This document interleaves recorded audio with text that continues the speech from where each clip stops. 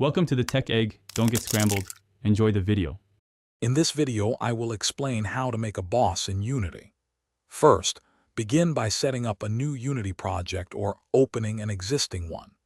Create an empty game object in your scene to serve as the boss's base.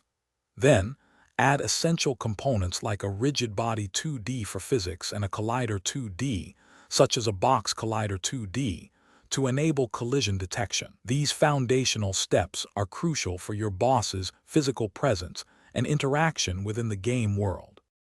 Next, focus on bringing your boss to life with movement. You will develop a C# script to define its movement patterns, implementing behaviors like patrolling specific areas or actively chasing the player. For more complex navigation, consider utilizing Unity's NavMesh agent component, which allows for sophisticated pathfinding around obstacles. Defining distinct states for the boss's artificial intelligence will enable dynamic and engaging encounters. Now, let's give your boss some offensive power. Design diverse attack patterns and special abilities to keep players on their toes. Utilize Unity's particle systems to create compelling visual effects for attacks, such as explosions or energy blasts. Implement robust damage detection and a clear health management system for the boss.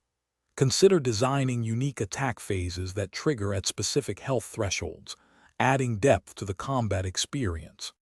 Finally, focus on the player experience and polish. Display the boss's health bar prominently using Unity's UI canvas, providing clear feedback. Integrate compelling sound effects for attacks, movement, and when the boss takes damage, enhancing immersion. Implement a clear victory condition that triggers when the boss's health reaches 0. Thoroughly test and refine the boss's behavior, ensuring a balanced and challenging encounter for players.